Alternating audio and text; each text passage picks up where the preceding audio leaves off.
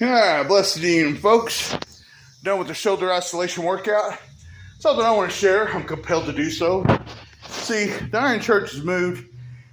Haven't really got it set up the way that I want to set up. This is a nice temporary setup for now. But you see, I'm going back to old school workouts when I used to fight wild forest fires. I started with the Cheyennes in 94, trained in 93. Actually fought my first fire as a rookie in 94. Went to a place called McCall, Idaho. I was living with my in-laws, Alan Wolftongue and Wolftongue Bunch. My sister was married to Alan Wolftongue, an awesome brother-in-law. Loved him. Went to Concho.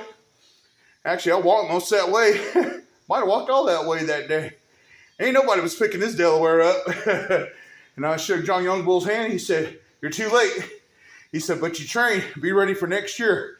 And then I become friends with Lightfoot Hawkins. And Lightfoot Hawkins showed me the way the peyote meeting was just start and how to set that teepee and good things. And then I met the Little Birds, Robert and Henry Little Bird, my Arapaho brothers, and we set a sweat lodge on the side of that house. So over there where Pedroville is now. But back then that was Wolftongue Town, yeah. But someone gave me a weight bench about like this, had them real whack weights, and I started lifting. And then I got a transfer to the Kawas in 95, and next thing I know, I'm at my grandma Bessie Snake's over in Fort Cobb.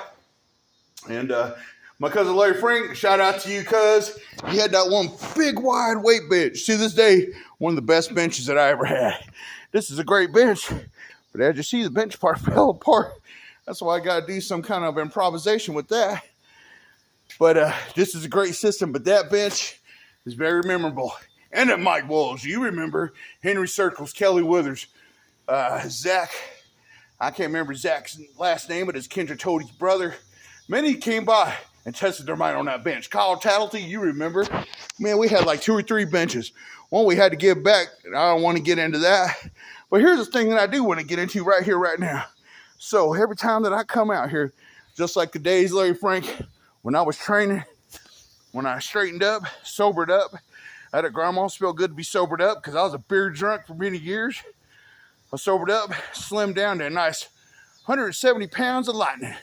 I think on that step test that year, I scored a 57, which is pretty high.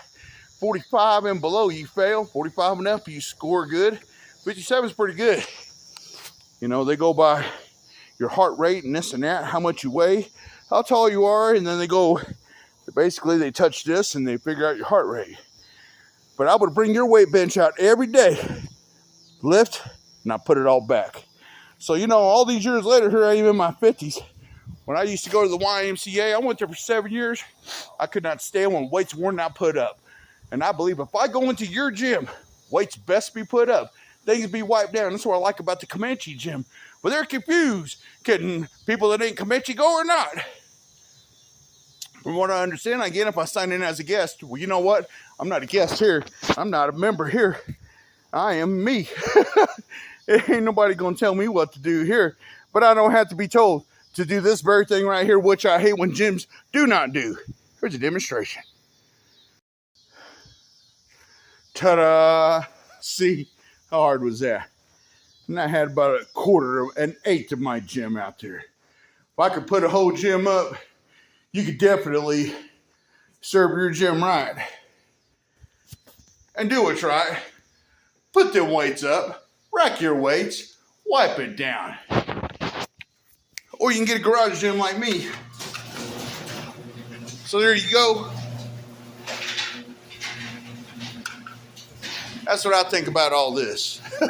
Be blessed in your own journey.